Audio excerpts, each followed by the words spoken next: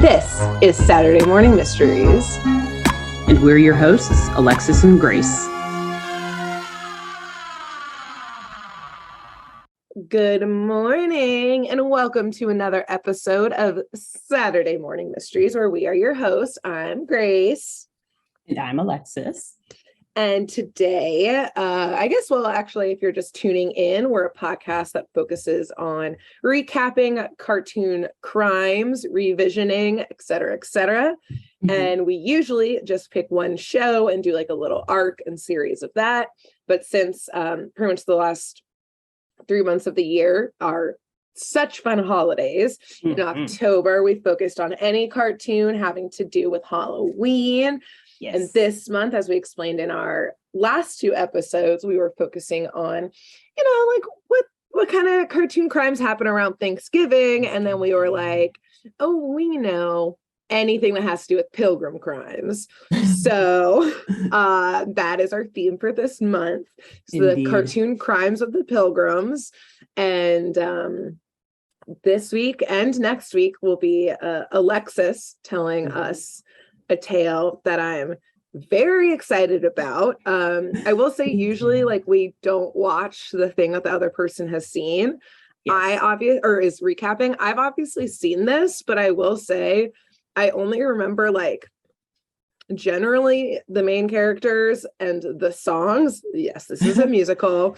Yes. And based on a couple of the like captioned screen grabs Alexis sent me, I was like, my memory of this movie is I don't know what I remember actually from this movie. So I'm real excited to re-experience it and all of the things that small me must have forgotten over the years.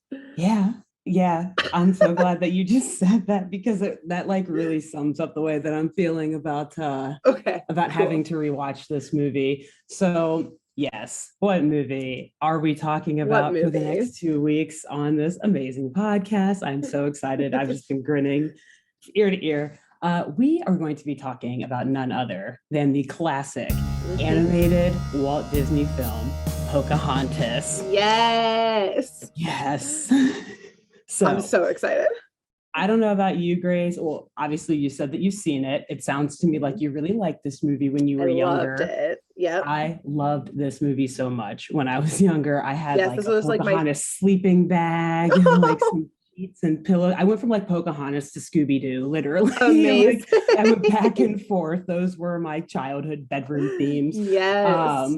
And so just like you, revisiting this movie as a full-grown adult now for the first time, literally probably since I was maybe like 10 or 12 years old. Like I can't think of the last time I watched this before preparing for these two episodes.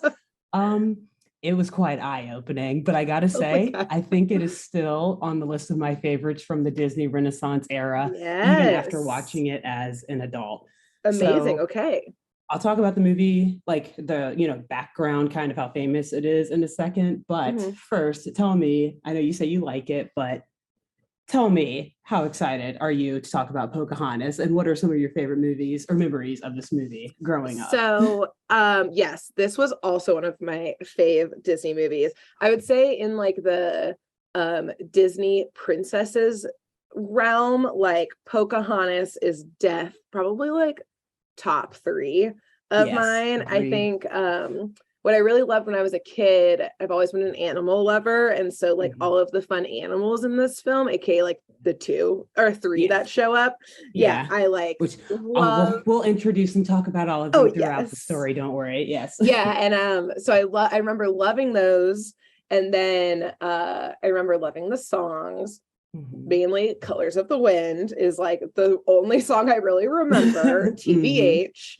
And then as I got a little older and became someone who really loved the outdoors, I loved this movie even more because I was like, Pocahontas loves the outdoors. And the last time I probably watched it was like maybe in high school, maybe in college. And so I always just like really liked, like Pocahontas, the outdoors, the animals, the songs, that she was kind of like a badass. Yeah, kind of the whole shebang. obviously as I got older, I like learned about like the real Pocahontas and like the real story behind it and was like, oh, we'll get into that. Yeah, interesting twist, Disney. Yes. Which twist. Yeah. I don't even know if you can call it a twist at that point, by the way. It's like totally rewrite. Yeah. Which like Disney does with like, I think of all the like Grimm fairy tales that Disney, it's like I'm pretty sure like in The Little Mermaid, the like real life like story, like she kills herself at the end. And then Disney was like, we'll just sing about it. That's not cute. We'll just put a singing lobster in it or crab. Yes. But yeah, so I really loved this one. Yeah, I was never into like the super girly princesses, and so Pocahontas really spoke to me. It was like her and Jasmine when I was a kid were like my girls, and then Esmeralda, who's like not really a princess, but like she still liked her. She earned her right though. She earned her right. At least like in terms of being an awesome character. Yes. So not like the birthright. Right. Not like the Disney actual right of princess. Yeah, not a monarchy. Yeah. So I just loved this movie. I'm pretty sure that every time we'll obviously get into it, every time I reference a raccoon, I automatically name it Miko. Which is very confusing because my dog's name is Mako. Let me say, watching this, every time I type Miko or like think the name, I'm like, God, Mako. So I wonder, I know that's not the inspiration for Mako's name, but it's also like, Grace, did you name him after? I think like somewhere deep down there was, I'm sure, some influence for it. Probably. But yeah, and I will say as a last note, like, again, I only remember like flashes and pieces of things.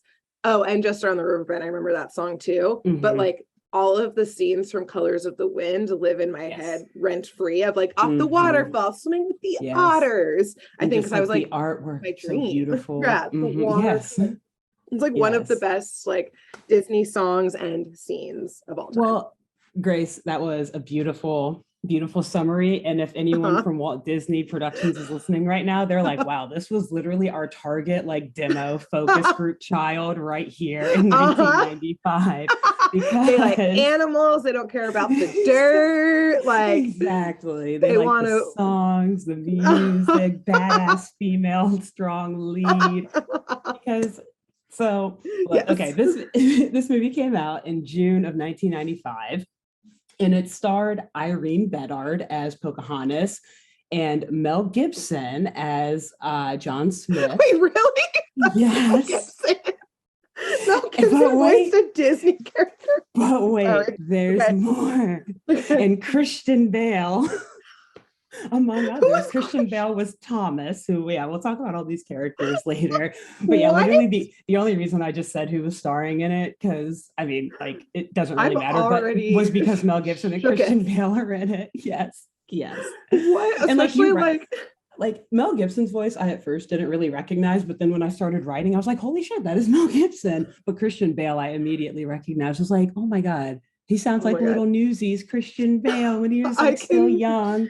Was this 95. Like basically between like Newsies and like American Psycho or whatever? Like pretty much. It's a like weird transition. Psycho came out like 99 or something. Yeah.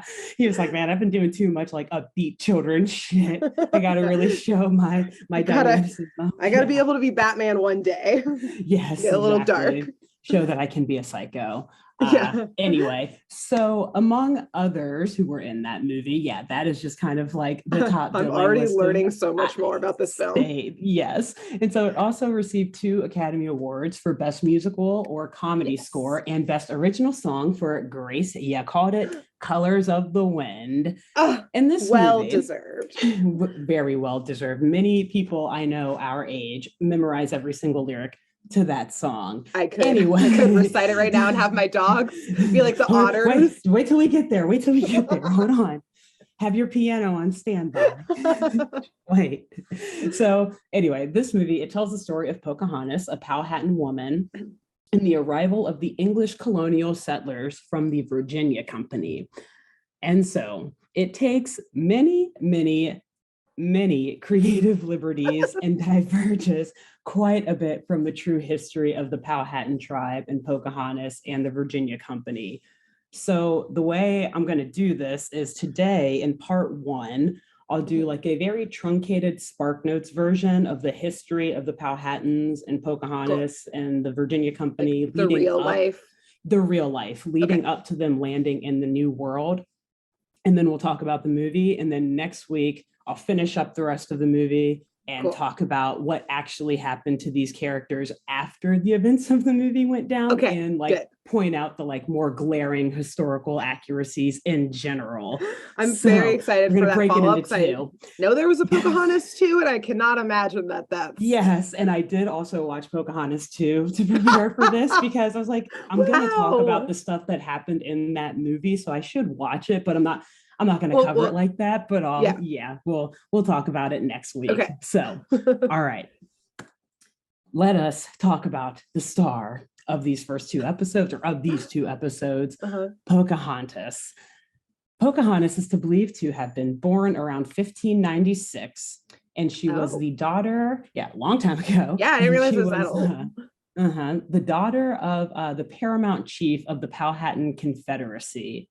And she was born with the name Madawaska, which actually means, I found, let me say this first. Her name meant bright stream between the hills. And the name Pocahontas actually translated to something more literally like little brat or playful woman. Okay. Yes. Let me time out right here, though, and also say my sources for these two episodes before I get any further. So in addition to just like various Wikipedia pages, I also looked at of course, our favorite. I also looked at the Jamestown Yorktown Foundation, the United States National Park Service, First Nations Seeker, and the last but not least, and absolutely most importantly, the Powhatan Museum of Indigenous Arts and Culture. Cool. Their website had a bunch of great information on it. So, okay, all that said, back to Pocahontas. Yes. Her real name, sorry, really quick, where actually, like, I assume this is like on like the eastern coast. Is this in what's now Virginia? What is now Virginia, yes. Okay. Cool. Yeah, so we'll get there in just one moment. Absolutely. So yes, she was born with the name Madawaska, and it is actually believed that the name Pocahontas was given or was told by the English settlers from Native Americans that was her name, because they wanted to like protect her identity and protect their peoples from future harm, because they were obviously like they were both superstitious and suspicious of the colonists, like presence there. Yeah, so for her and maybe a lot of other natives, they actually gave them like false names to the settlers to like try to protect themselves. But anyway, not much, if anything, is known about Pocahontas's mother, but it's believed that she may have been of lowly status and may have even died in childbirth. But this is very interesting, according to a settler who lived among the Powhatans as an interpreter, the chief actually had like a lot of wives, like different wives from different tribes. Interesting. So Pocahontas was probably not actually a princess in the sense that she like is depicted in media, like the Disney type, where she like had a birthright to chiefdom or something. Yeah, like she was like the next in line. Exactly. So there are some written accounts of settlers, though, who said that even though, she wasn't like in line or anything like that, the chief was still very close to her. Okay, so she's like a fave. Exactly, perhaps. And maybe also his last surviving daughter. Because also she was apparently in specific, like out of the Powhatan Confederacy, which I'm going to get to in just a second. She was specifically from what was called the Pamunkey tribe. And it was the largest tribe in the Confederacy with like the largest, population of like the largest army or like number of warriors. So it's like probably pretty possible that the chief spent a lot of time around there and like spent a lot of time with her naturally, because they were like the strongest tribe in the Powhatan Confederacy. So especially during like times of combat, is probably like not super hard to believe that she would like maybe be like sitting in on or around when he was like making important decisions, Also, go ahead. Backtracking ever so slightly to a totally irrelevant thing, but when you were saying like the seller who like was the interpreter, for some reason I thought you were going to say intern. Like, just imagine like an 18-year-old like little settler like, Like an intern, Honestly, like, I don't know what, like, he may have intern colonizer, like, I don't Grace, know what. that's probably the modern day equivalent. They probably just sent someone who had decent temperament to like work with the Powhatans and like They were learn like, the language. And it's none like, of us want to do it's this. you. Make the intern do it. And it had to be someone who like wasn't skilled with like their hands or like strong, because they needed those people like finding resources and building camp. Yeah. So I just imagined, he's like Yeah. just getting the coffee for like everyone. For Chief Powhatan, like helping them like set the smoke for like their council or something. Exactly. Like, learning all the ways. Doing all the shitty work that no one else wanted to do. So anyways, that was just But hey, he was a fountain of information, and his notes have helped us learn a lot about these people since. Those good old interns. Sometimes the work of an intern, it turns don't overlook it. Yeah, don't overlook it. You never know what you might find yourself in. So okay, so this brings us to like a real quick summary of the Powhatan tribe and the overall Powhatan Confederacy. The Powhatan people, it was this massive, honestly, confederacy of indigenous Algonquin-speaking people in the Tidewater region of what's now known as Virginia. But Indians had been living in this region for like over 12,000 years, apparently, before Chief Powhatan even started to like build this alliance. So some people, or some accounts, even say that the overall Powhatan Confederacy, or like that territory, spanned from parts of North Carolina or like the Carolinas to present day Washington, D.C. And that they even established like, they established a council, not like area, but like like a place where all the different tribal leaders would congregate for meetings. That is now at modern day Capitol Hill, apparently. Really? Yes.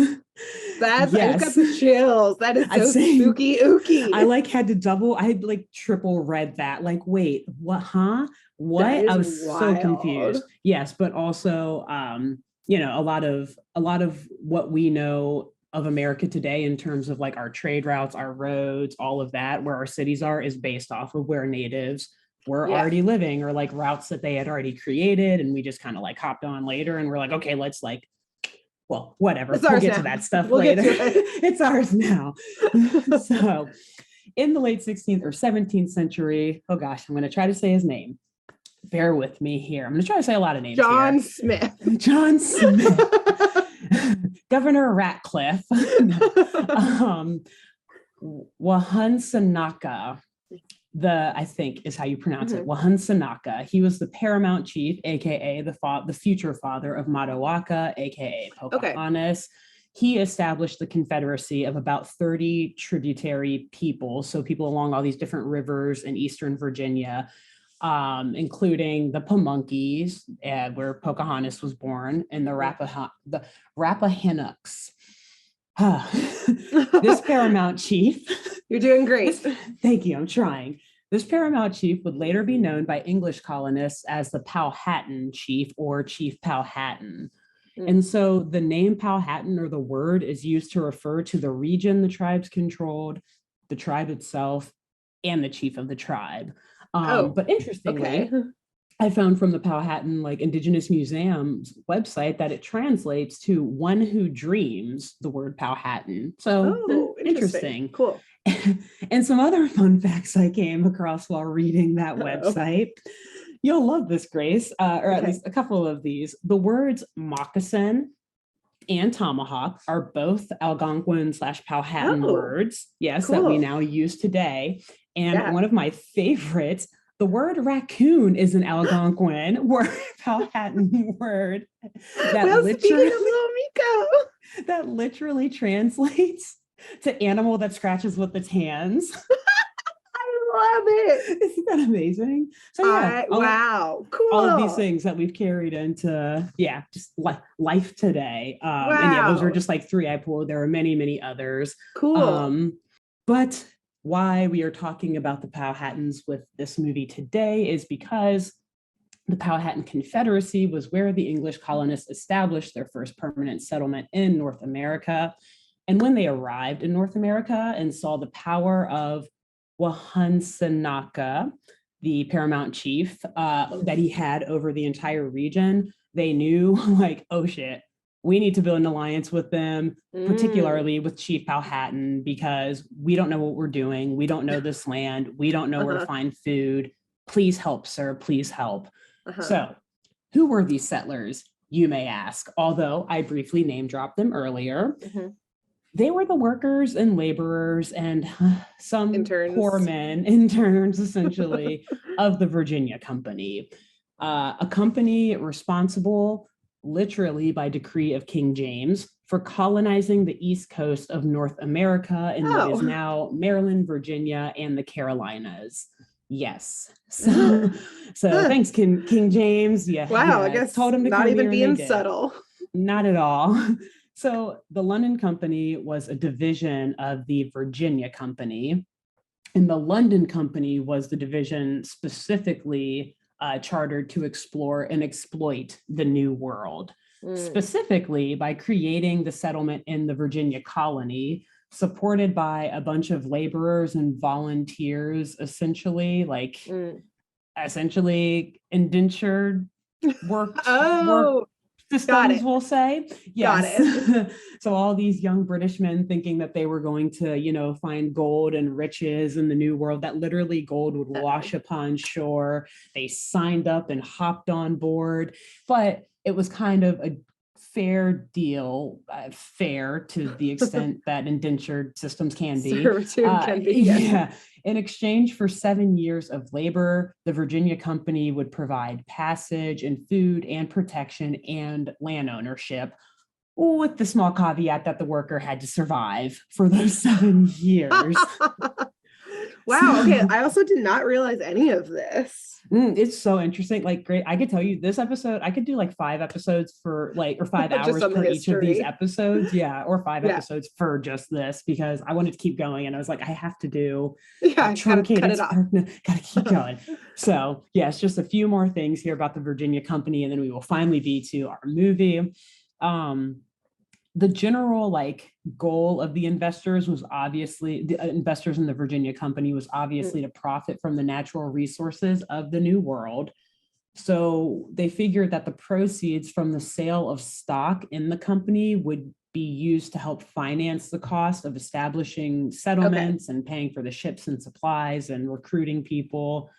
And the company paid all of the costs of establishing the company in return, the crown granted them the right to control the land and the resources there, just as long as, they got the kickbacks and the taxes and everything when it was shipped around the world. To reference another Disney movie, this is a tale as old as time.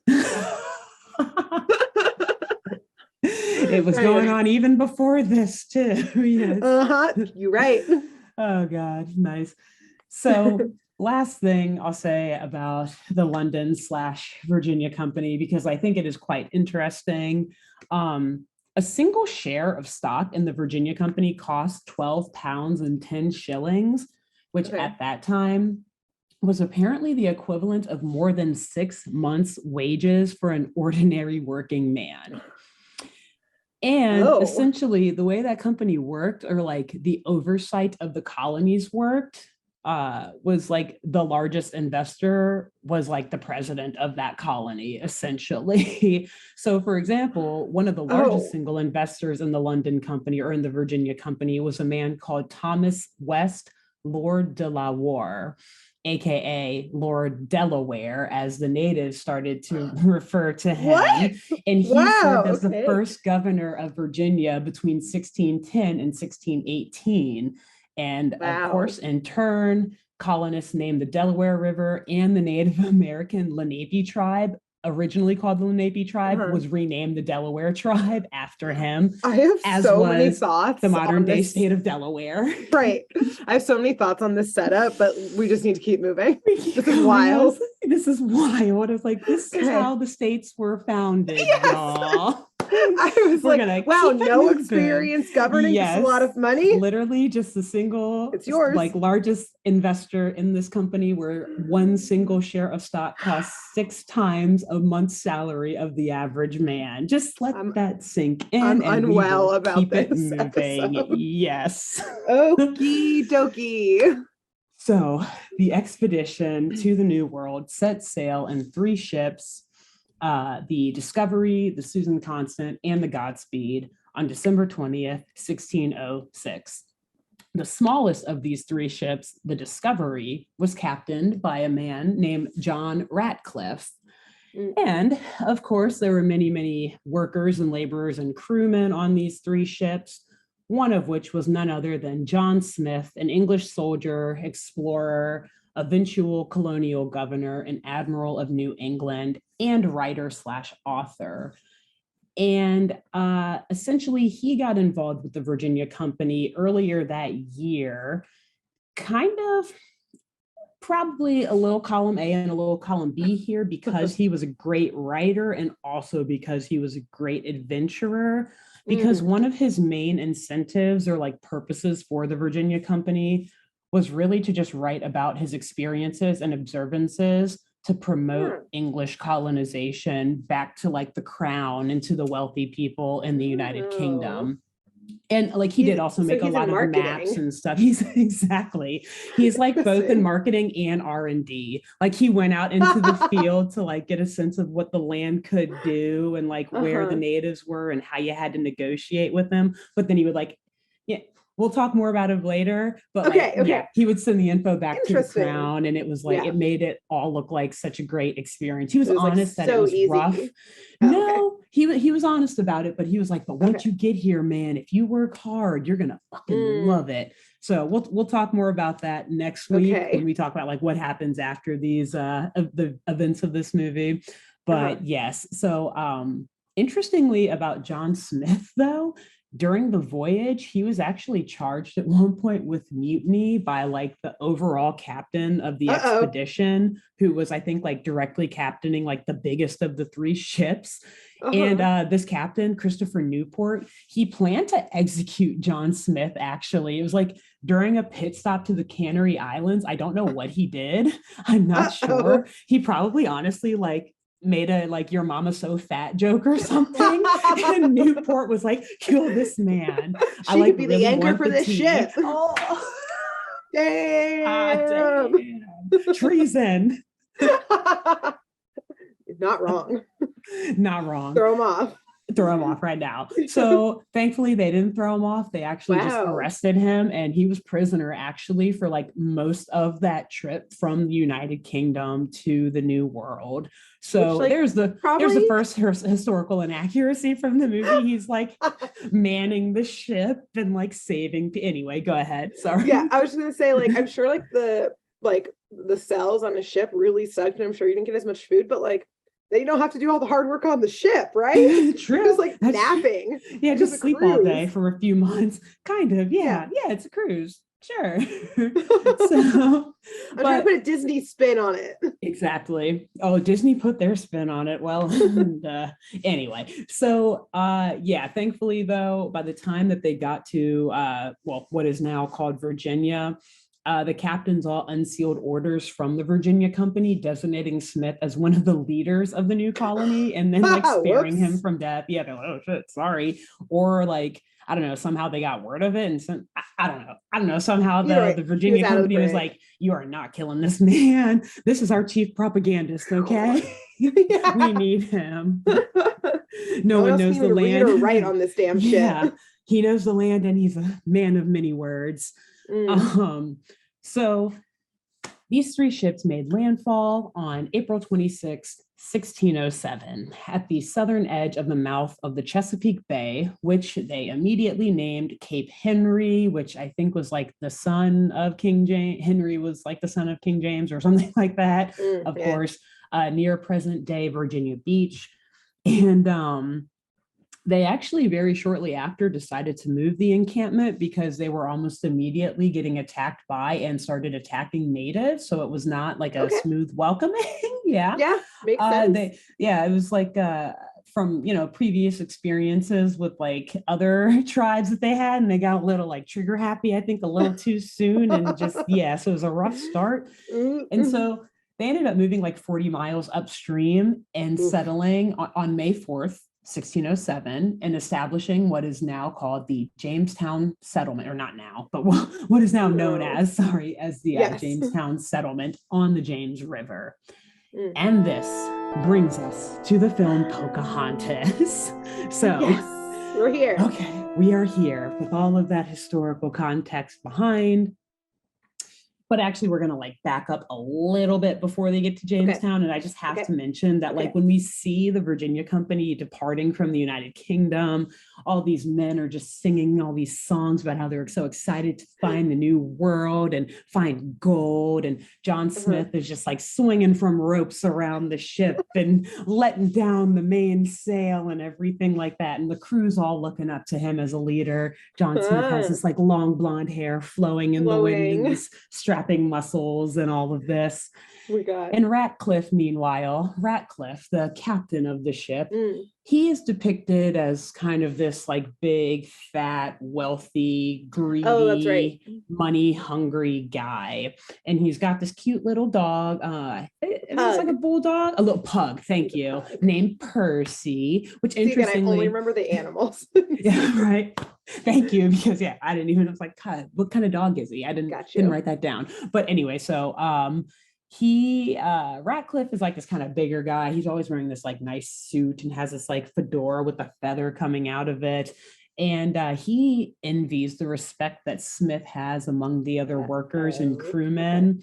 So you like see that boiling up in the background, but he also knows that he needs Smith to like help him out and finding gold and taking care of the native problem. And to that end, there's also a whole lot of talk of getting gold no matter what the Indians have to say about it. Yikes. Oh, we're gonna so keep they set moving. That tone real hard, real quick. I think is this the part where they're singing the song about savages? It's bad. I remember. I know I didn't remember it until I watched. I was like, damn, they have all these great songs, but then like two of the longest songs in the movie, they say savages like 1,000 times. And they're like beating drums and stuff or something. Yeah, or it's like a heavy percussion, like very kind of militant. I'm not gonna sing it, but we're not. Yeah. Okay. Anyway, so while they're on this trip on the water, on this expedition, the ship hits dangerous waters. We get to see Smith again being a hero. Thomas somehow like flies off of the ship. Thomas, voiced by Christian Bale. He's like this young, literally probably like 16 or 17-year-old. At the very beginning, you see him like hugging his mom and father and like little infant sister goodbye as he gets on like the Discovery. And then almost literally dies. Then he like gets thrown off of ship during a storm. And John Smith literally like ties himself to this rope and jumps into the ocean to save him. Totally not real, but John Smith is a Chad apparently, so whatever.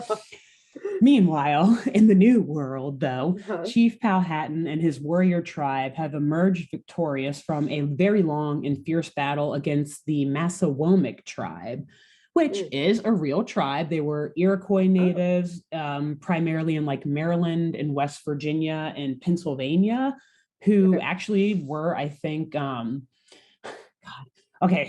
there's so much I want to say. Just let me say this. So apparently the way it worked, like there was a big rivalry or factions between Iroquois natives and Algonquin natives, and the Powhatans were Algonquins. So the Algonquins and the Massawomics actually may have been like combating at that time, maybe, but it was the Powhatans who were actually afraid of the Massawomics.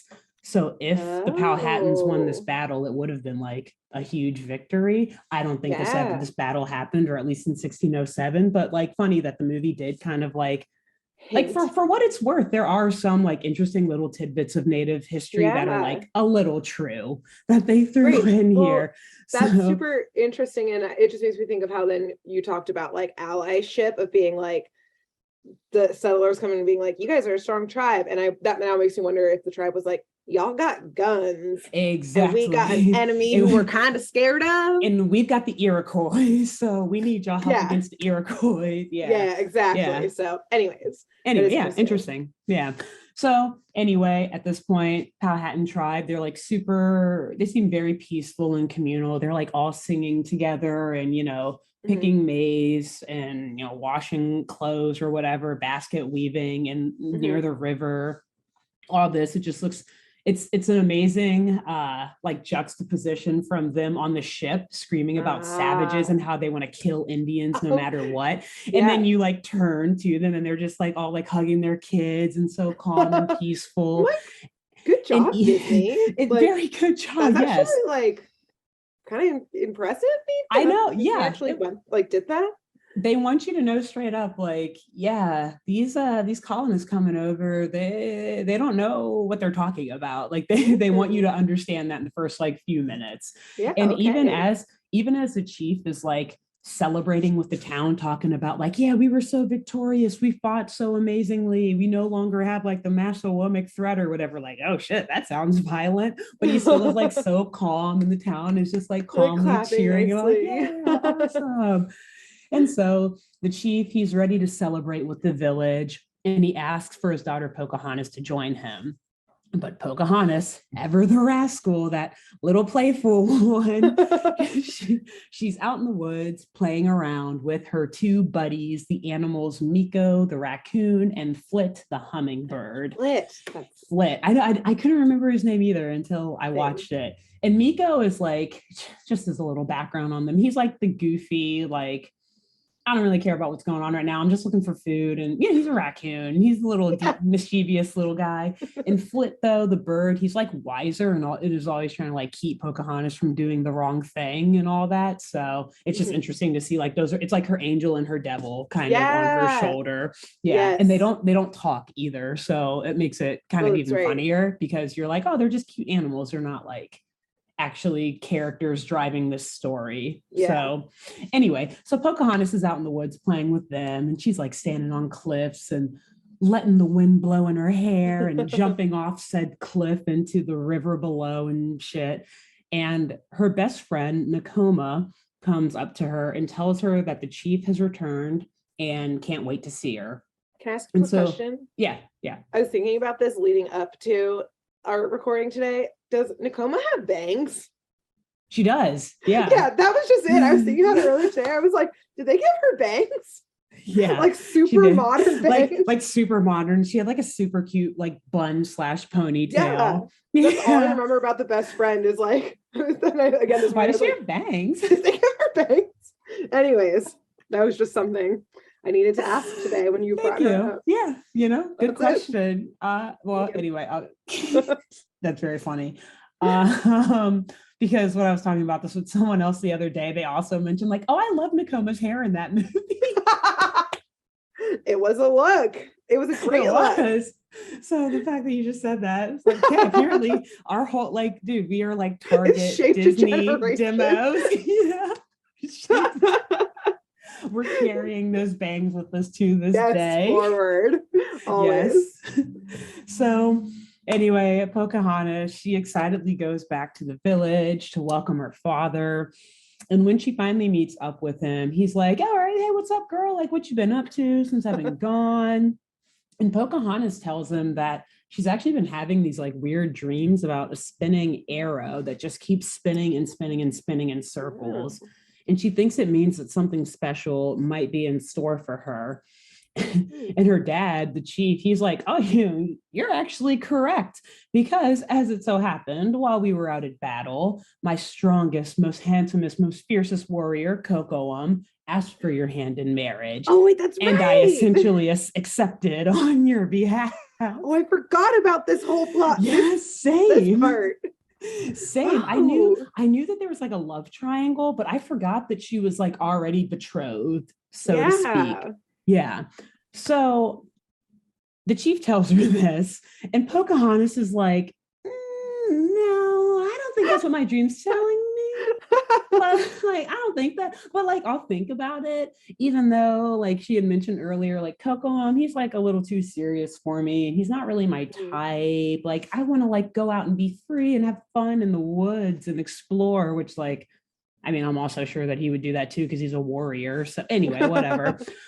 But she is like, but you do make a good point about having like, a nice strong man who can build me a sturdy house one day too, though. Like that could be helpful. That's true. She's weighing the pros and cons. She's weighing the pros and cons. And to make it even harder of a decision, the chief gives her a necklace that was worn by her mother when he and her married years before as a symbol of this impending marriage. And I think he mentions at that point, like, or, he alludes that the mother is no longer alive. And that's like the teal necklace, right? Yes.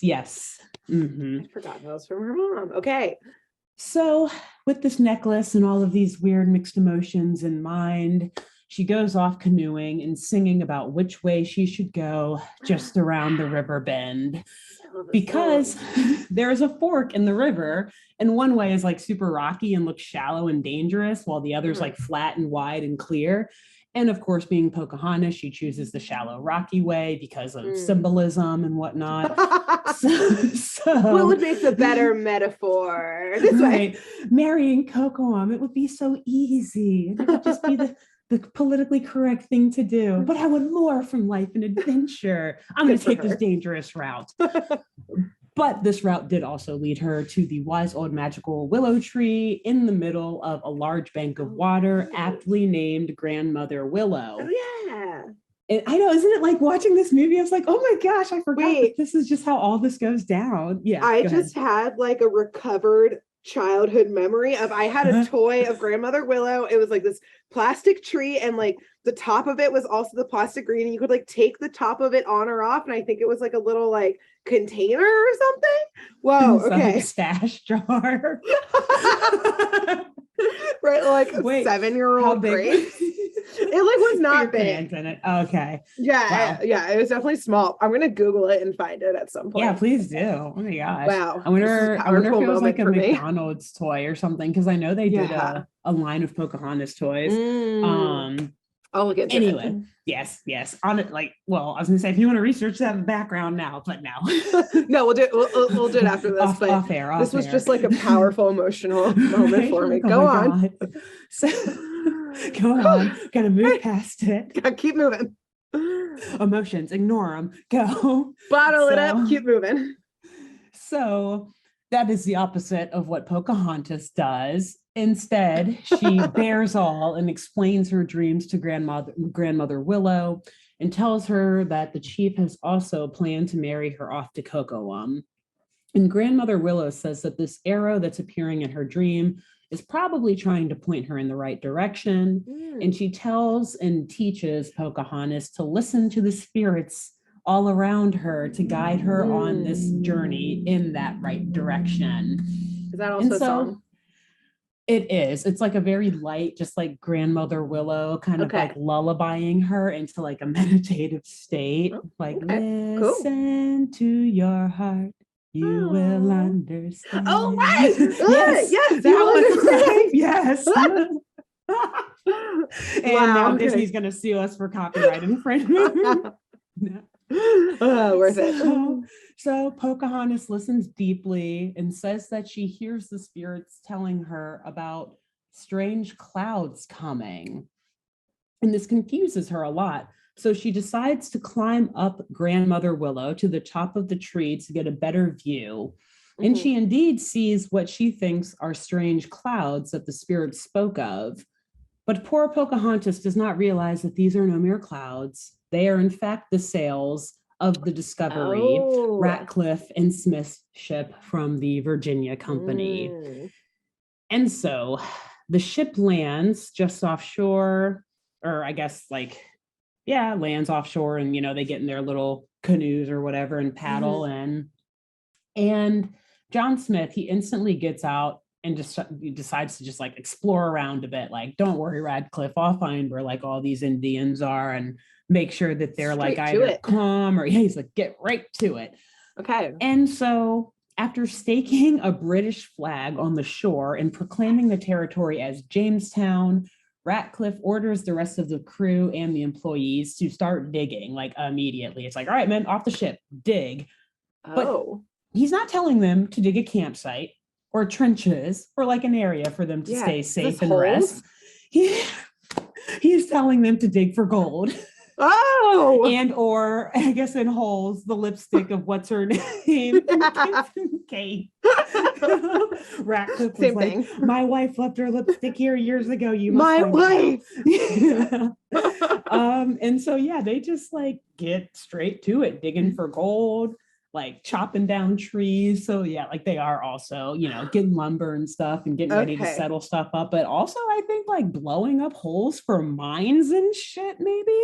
I don't unpack first. They're not unpack. No, they only brought one pair of clothes. They're poor. At least all the workers are. That's a good point. Yeah. That's a good point. And they don't have any food or any provisions to unpack. Right, they're starving. Yeah. All right, you're right. So, anyways, as they're all doing this, getting the colonization in full effect, full speed ahead. John Smith is like out in the woods here, adventuring, flaunting himself as this guy who's just ready to conquer the new world and stop any Indian in his path. But hilariously, he is quite literally being tailed by Pocahontas and he doesn't even know it. So he's like, yeah, I'm the best John here. Smith. But you just like see Pocahontas keep like poking her head out, looking at him like, wow, can he really not hear me? So, who's this dumbass? Yeah. So again, Disney making it very clear, like, yeah, no, these people, like the natives understand the land and know what's going on way more than you guys do. Yep. So eventually, though, John Smith does kind of catch on and realize that he's being watched, and he confronts Pocahontas, but it's like, oh, this is going to bring back memories too. They're like in a waterfall, essentially. So there's like exactly like, oh my God, they're like behind the waterfall, kind of. Yeah. Oh my God. And so he can't really see her face, but then once like the mist kind of clears, he sees like, oh my God, she's like posed. This isn't just a name. She's like in literally supermodel pose. I was like, Disney, come on. What are you doing? What are you doing? Come on. I mean, John, it left him speechless, so she knew what she was doing. It truly did. Pocahontas got around with those Pohout, and she knew. She's like, I know how to attract these men around here. I'm sure he likes Stop it them too. In their tracks. And that is what she did, because he was girl. Like, oh my God, this isn't just any native, but a female native. And so what? He immediately puts down like his musket or whatever and just like puts his hands up. Like, oh, I just want to talk to you. I just want to talk, whatever. Okay. And very wisely, Pocahontas books it the fuck out of there. She's like, nice, his gun's down, go. Yeah. He's distracted. But John chases after her and he reassures her that he's not going to hurt her. He just wants to talk and whatever. Which, like, in a way, the real John Smith maybe would have done that too if he encountered a random native while just like out and about, because he was very aware, like, no, we need to negotiate with people. So he would have been like, take me to your leader so I can like figure out what's going on, or like help teach me what's going on around here. Okay, cool. So at first, though, these two don't understand each other at all. Obviously, Pocahontas is speaking Algonquin, John Smith is speaking English. Yeah. But these woods are apparently magical or something, because like Pocahontas just grabs John's hand and like closes her eyes and listens to the spirits around her, and the wind blows in her hair and like in John's face. And then she like starts talking to him in English, and he's like, oh, okay, hi. And he's not like, what is this like witchcraft all around me? Like, no. He's even more intrigued and in love. Like, yes, you did all of the work to we're not meeting halfway here. Yes. You do all the work to come to me. Nothing. Wow, someone willing to put all of the work in. I think I'm in love. I'm in love. It's amazing. In this new world. They told me it would be full of all sorts of new adventures. I never knew this was one of them. Howdy it is. Yes. And so John and Pocahontas, they start to get to know each other. They're like talking about what their names mean and where they're from. John's telling her about London and everything. And very hilariously, Miko and Flit are like bothering John. Like Miko keeps like poking him, or Flit is poking him, and Miko's like stealing shit out of his bag. Like he steals a compass and just like runs up a tree with this compass. Yeah, so awesome. John's totally like out of his element. Like, oh my God, what the fuck is going on? These animals. Creatures. Because I don't think they have raccoons in London. Or I obviously have no idea, but the fact that raccoon, like you were saying, like is an Algonquin word makes me think that they're just a North American animal. Yeah, I think so. I feel like I came across never mind. I'm not going to talk about how I've read about raccoons in the past. We're just going to keep moving. So there's a lot of animal Googling in these episodes. There are. And, I think we're better for it. Same. I think we've learned a lot of very important information. So John is going on with Pocahontas about how his way of life is so much better and how he can teach her so much and how they've improved the lives of savages all over the world. And at this point, Pocahontas is like, okay, wow, date over. Good, yes. Girl, she gets up, grab my canoe, I'm leaving. Yes, Pocahontas. So she gets in her canoe and starts paddling off, but John runs after her and stands in front of the canoe in the water and is straight up like, no, I won't let you leave. And tries to justify, it's his use of the word savage. It's just a word. Doesn't mean anything, bro. It's all good. You sing a whole song about it for 5 months on your trip over. Right. Half of the words in that song were that word. The other half involved killing that word. You choreographed your chores on the ship to this song. You know what it means. Exactly. And Pocahontas is aware of this because very wisely, she tells him, you don't have to try to justify it to me. I know what you meant. You mean that it's someone who's not like you.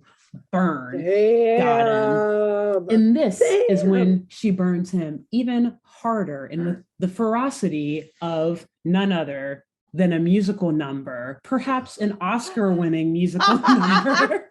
Wait, this is when the song happens? This is when Colors of the Wind plays. Yes, and let me say...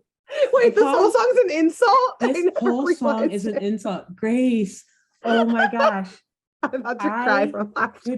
I did not realize this. And, I had a flashback too. I think we listened, this is a little side tangent, but I'm pretty sure at one point we listened to Colors of the Wind when we were in Nashville for Lenny's bachelorette party. Probably. I remember a whole group of us singing parts of it. And I was like, it must have been there. Yeah. But I didn't really, I gotta admit, I never memorized all the lyrics to this song. I just remembered kind of the hook. Yeah. This song is literally all about how colonizers are bad and don't know what they're doing on the land and how they need to be better to the natives because the natives understand it, and how if they walked a day in the natives, they would never want to kill the natives ever, essentially, or would have. Well, even more this is an Oscar-winning song. Rightfully so. Rightfully what I remember, I thought the setup of it was John Smith was trying to do something in nature and fucked it up, and she was like, I got you, let me show you how to connect with nature fully. I didn't realize that she was burning him so hard that she also wrote a song about it. She wrote a song. She had it prepared. Yeah, yes. This is song battle, rap battle situation. John had nothing to counter with. She shut him down, and she was shut that shit down. Your song about savages on a boat. Well, you know what? I'm gonna write an Oscar-winning insult. Exactly. And that's why, even as a full adult, I still really, really appreciate this movie. Because and I think I mentioned this in a text to you. I was like, well, for every mention of the word savage, and God, I fucking hate using that word, but for every time they mention that word, and we'll talk about this a little bit more later, but they also mention the white demon, the pale stranger, this entire song about colonizers being bad. So I'm like, there's kind of a decent balance here. God. So next time I want to burn someone, I'm going to sing about it. This is you the most you own whatever land you land on. Yes. The earth is just a dead thing. Okay, we're not going to get sued. I'll stop. That's straight up a rap battle, or a dance battle. Instead, everyone at the club backs up, oh shit, she's singing Colors of the Wind. Oh shit. Oh shit. They fucked up. Oh shit. The otters are coming out. Back up. Back up. That's her the wind is going to carry them through the bar. So, wow, fuck yeah. To sum it up, as Pocahontas explains to John the sound of a wolf crying to the blue corn moon, and that one time, on the edge of a cliff at night, and that one time that she asked the grinning bobcat why it was grinning. Why are you grinning, man? I wonder how that went, by the way. I mean, actually, clearly fine, pretty well, yeah. Yeah, she's still there. And I think the Bobcat's one of the groupies now, also there to insult John Smith. Probably still grinning. Uh-huh. Yeah. And then she goes on about singing with the voices of the mountain and painting with the colors of the wind. And she's showing John just the beauty of this new world to him, aka this land that her and her ancestors have been on for 12,000 years. And John is instantly falling in love with her, and he's ready to tone down his violent colonizing ways. But it's pretty impressive. It is pretty impressive. She's got a great voice. And I mean, I think John likes the idea of being like this gruff adventure man of like dating an equal. So he's like, damn, like she could help me hunt. Like I'm learning from her. He is no longer a Chad. He's a beta Chad now. He's no longer a Giga Chad. Pocahontas. He's willing to take the feedback and change. Yes, exactly. So yeah, gotta give him some props for that. Yeah. All right. But while they're all smitten and coming to learn about each other's ways and falling in love with one another, Pocahontas soon hears her village's battle drums, signaling that trouble is afoot and that she must return home. John, though, he begs her to stay and says that he at least needs to see her once more before anything bad happens. She doesn't really respond yes or no, but she runs off because she knows she has to return home. Because you see, in the time that Pocahontas and John are out and about on this tryst, which actually watching it as an adult now, I'm like, how many fucking days were they out there? I think it was multiple days. They were just like, is no one concerned? No one's concerned. Like the colonizers are like, John's dead. Like, he's been gone for 3 days. He's definitely all gone. Gonna die. We're all gonna die. We're all fucked. But I mean, like hilariously, each party kind of is like the colonists are like, where the hell has John been? Like we're like they're here like digging and building this settlement, and they're like, well, John's out doing whatever with the Indians, and then meanwhile the Powhatans are like, where the fuck is Pocahontas? Like, what's going on? Yeah, but it's also funny because both parties are used to those people being just like out and doing whatever they want to do anyway. Like, Pocahontas is known as being like a wild child, like not ever really listening to her dad's authority, just going out and adventuring. And John is like the adventure man extraordinaire. So he's like probably out building some city for all they know. Who knows? So anyway, though, for however long this little romantic tryst was going down, in that time period, the Powhatan tribe learned that the white men landed on their shores. And so the tribe quickly held council and discussed how to proceed. And an elder explained to them during this council, I'm going to quote the movie here, you guys. These are Walt Disney's words, not mine. The elder explained that these men are not like us. They are strange beasts with bodies that shine like the sun, weapons that spout fire and thunder, and that these men prowl the earth like ravenous wolves, consuming everything in their path. I mean, thus, again, giving this movie some points, but whatever. I know, real. The chief, upon hearing this from the elder, ordered Cocoam to take some men up the river to observe these settlers and get a sense of their purpose here. And, before actually like preeminently striking, figuring out like, do we need to be on the defense or the offense, or exactly purely reconnaissance. So while this group led by Cocoam was watching Ratcliffe and his men digging up all of these holes like right off of the river, which does not sound like we're whatever. Anyway, are they like, what are these idiots doing? I know, they're like, they're not gonna find shit there. Looking for sand. And it actually, now that you say that, I'm probably pretty sure that's what was going through their mind, because all the natives like started hunkering down behind like bushes and stuff and behind trees. And eventually one of them just kind of stands up and looks confused. And like you see him like over the hill, and unfortunately because he stood up, Ratcliffe got a glimpse of him. And so he like sends the entire settlement into a panic, telling them all to grab their guns and just start shooting. Like no sense of diplomacy, no sense of like, bro, you just did that at least in real life. That just happened to you guys at the Chesapeake Bay. That's why you're in Jamestown. Do you think you would learn from your mistakes and maybe like this time talk to them before? I think Disney cut out that part of the trip. Yeah, they did, but God, yeah. I couldn't let that one go. So anyway, a firefight starts and the natives start firing back with arrows. But very quickly, one of the native warriors, Namotak, he was hit, shot in the leg, and gravely injured. Side note, this movie is a lot more violent than I remembered as well. Yeah, someone actually got shot in the Someone actually got shot. Oh, it gets worse, as we'll talk about next week. But anyway, so at this point, after Namotak is shot in the leg, the natives retreat to the village. And they take Namotak back. And at this point, this attack is enough for the chief to prepare for war. So he addresses the village, warning them that these white men are dangerous and that no one should go near them. You said direct quote from the movie, you guys. Was the only thing Bird sent me in preparation for this was like a screenshot of the chief just saying, these white men are dangerous. Yes. And that was it. You were like, get ready for this film. Which, like, again, points to Disney being like, yep, awesome. So after that, warning his village and all of that, the chief sends Kocoum to message every village in their nation, all of these 30 something tribes, so that they can come and reinforce them and prepare to help them fight.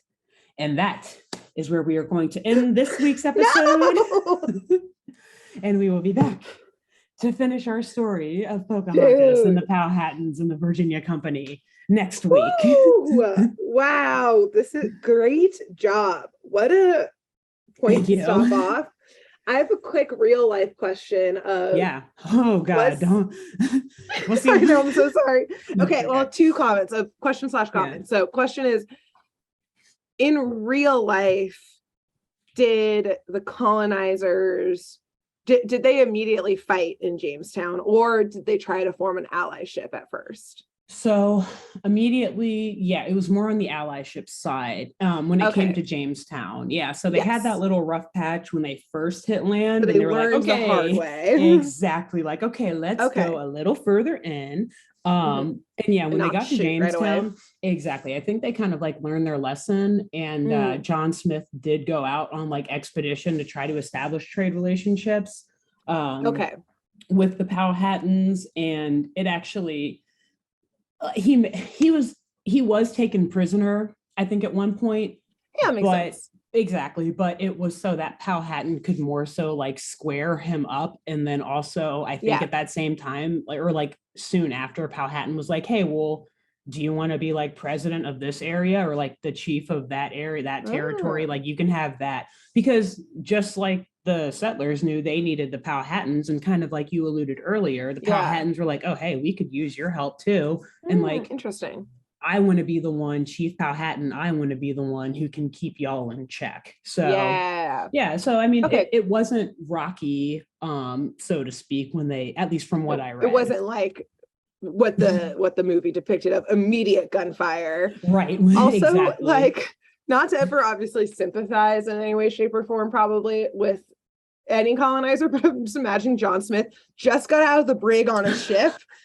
And then he's immediately in jail again. Like, I know. He's like, damn, man. Shit sucks. Everyone wants to put me in jail. He's like, I'm going to sell so many books for this, though. I'm going to make a movie out of this one day where they overlook that I was in jail the whole. I'm rewriting history. Rewriting it all. And then number 2, I'm sorry that I just can't let it go. But I just want to also point out that even more impressive that Pocahontas just learned English and she can already write a song insulting someone.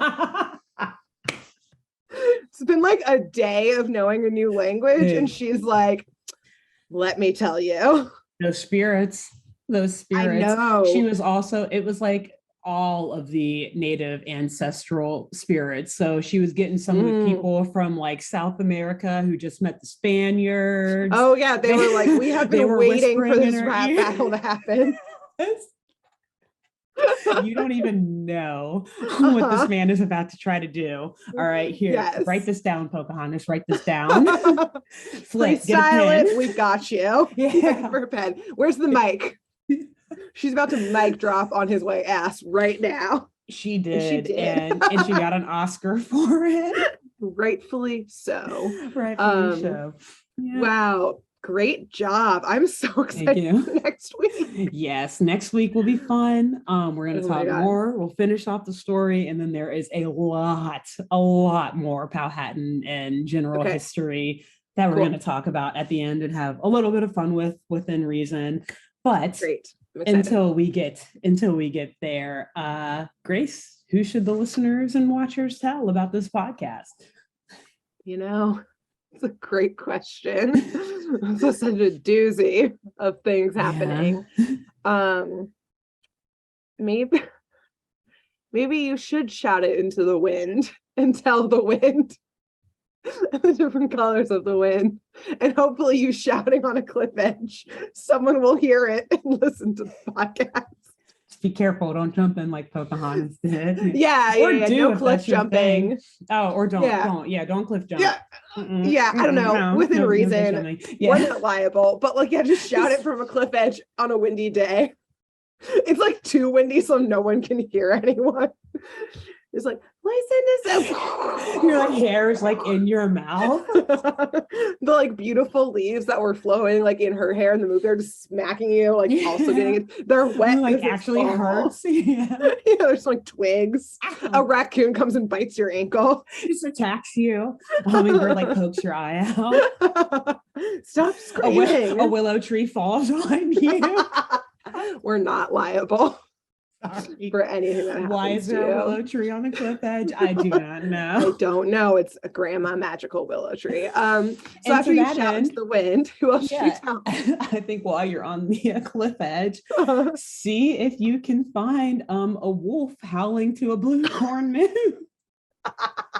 Not liable for whatever happens to you in that moment. And ask that wolf, that cute little wolf. Hey, we are trying to appeal more to our wolf demo after your 2 episodes. That is so true. This month has been about Pilgrim crimes and trying to get wolves on our side. Yeah, so we're really working. We're trying. If any wolves are listening out there, yes. Again, we have a new lost demo literally with every arc. We're really trying to branch out here, you guys. Yeah, we're tapping in. Yeah. Wow, great job. I think that's all. Thank you. Yeah. Thank you. Until next week. Bye. Bye. Thanks for tuning in to Saturday Morning Mysteries. If you enjoyed this episode, please share, rate, review, leave us a like, and drop a comment. We post episodes every Saturday and bonus tune tangents whenever we feel like it. So please subscribe so you don't miss the shenanigans. And if you want to follow us on YouTube, click the bell under the YouTube subscribe button to receive notifications when new videos are posted. And if you want to subscribe to the podcast, we have no idea what you're listening to us on, so just hit the big subscribe button on whatever app you're using. We believe in you. Give us a follow on Twitter and Instagram at SatmornMist, all the abreves, and let us know if you have any episode or show requests by emailing SaturdayMorningMysteries@gmail.com. Thanks to Jenna Kendall for the logo design and to Ava Sakiki for the music used during this week's episode. See y'all groovy kids next week on Saturday Morning Mysteries.